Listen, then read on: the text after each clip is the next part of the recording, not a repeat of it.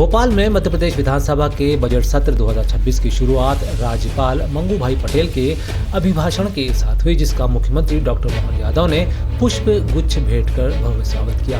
यह सत्र संवैधानिक गरिमा के साथ शुरू हुआ, जहां राज्यपाल ने सरकार की विकास उपलब्धियों का उल्लेख किया। हालांकि विपक्षी हंगामे के बीच सदन की कार्रवाई मंगलवार तक के लिए स्थगित कर दी गई।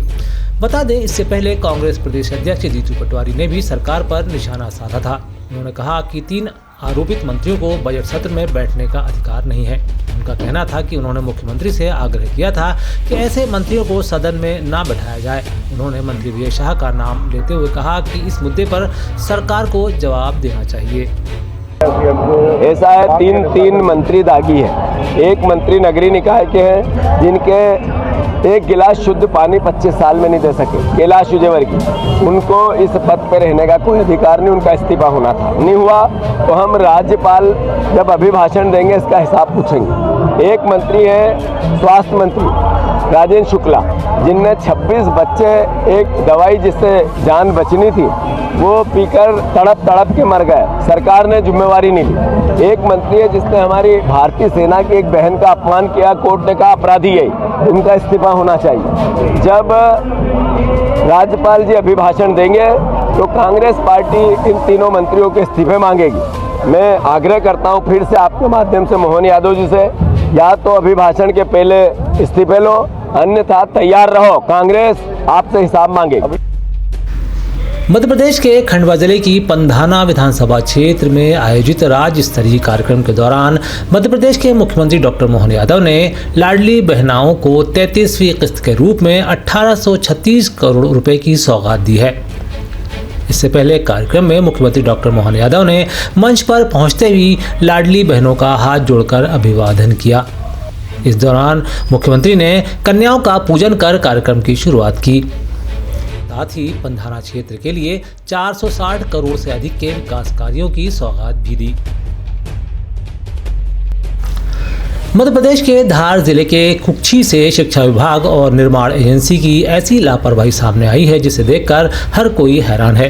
कुक्षी के शासकीय प्राथमिक विद्यालय क्रमांक 1 में साल 2019-20 में करीब 3,12,000 रुपए की लागत से बालिका शौचालय का निर्माण कराया गया था, लेकिन फोटो में ऐसा दिखाई नहीं देता।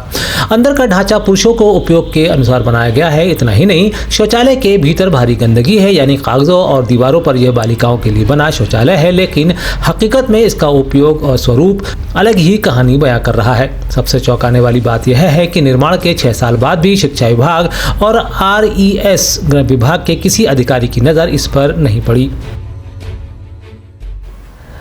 देश में अफसरों के हौसले कितने बुलंद हैं, इसकी एक वानगी यहाँ देखने को मिलती है। बता दें कि अररिया के एक थप्पड़ कांड ने फिर अफसरों की कार्यशैली को लेकर बहस छिड़ दी है। बता दें कि क्षेत्र के DM के निर्देश पर जिले के नर्सिंग होम, अल्ट्रासाउंड सेंटर और पैथोलॉजी लैब्स की जांच की जा रही थी।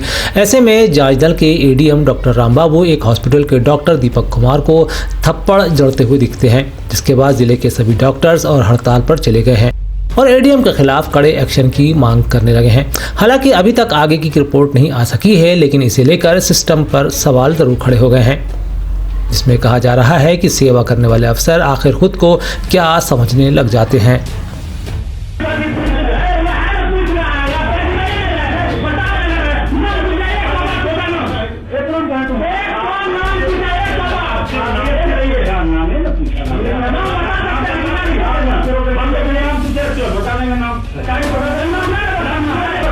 मध्य प्रदेश में चल रही माध्यमिक शिक्षा मंडल की बोर्ड परीक्षाओं के बीच साइबर ठग नए तरीकों से बच्चों को निशाना बना रहे हैं। ऐसे में इंदौर पुलिस ने इंस्टाग्राम, फेसबुक और टेलीग्राम जैसे सोशल मीडिया प्लेटफॉर्म पर फर्जी बोर्ड पेपर बनाकर छात्रों को लूटे जाने की जानकारी सामने आने के बाद एडवाइजरी जारी की है। मामले में एडिशनल DCP राजेश दंडोतिया ने अभिभावकों और छात्रों को सतर्क करते हुए कहा है कि साइबर क्राइम टीम ऐसे गिरोहों पर लगातार नजर रखे हुए है। साथियों, एग्जाम्स आपके शुरू हो गए हैं और मैं आपको सबसे पहले तो इसकी शुभकामनाएं देना चाहता हूं कि आप बहुत बेहतर अपने एग्जाम्स दें। साथ ही मैं आपको आगाह करना चाहता हूं कि इस समय सोशल मीडिया प्लेटफॉर्म पर चाहे वो फेसबुक हो या फिर इंस्टाग्राम हो या फिर टेलीग्राम चैनल हो, इसमें इस तरह के ग्रुप्स बने हुए हैं। मैसेज आते हैं कि बोर्ड एग्जाम्स के पेपर लीक हो गए या पेपर सर अवेलेबल और एक कॉन्टैक्ट नंबर होता है और आप जब उनसे कांटेक्ट करते हैं तो वो आपसे एडवांस में पैसे लेते हैं और उसके बाद आपको ब्लॉक कर देते हैं, या फिर वो एक लिंक भेजते हैं और बोलते हैं कि आप इस तरह की इन्फॉर्मेशन भर दीजिए। जैसे आप उस लिंक को क्लिक करते हैं तो कहीं ना कहीं आपका जो मोबाइल का डाटा है वो कंप्रोमाइज हो जाता है। मेरा आपसे सभी से अनुरोध है, अपने जो आपने मेहनत की है उस पर ध्यान दें और कहीं भी जो सोशल मीडिया प्लेटफॉर्म पर अगर इस तरह के एडवर्टाइजमेंट आते हैं तो कृपया करके उनको अवॉइड करें, उनको ब्लॉक करें। अगर आपके पास समय हो तो उसकी रिपोर्ट चक्षु पोर्टल पर या 1930 पर उसकी कंप्लेंट।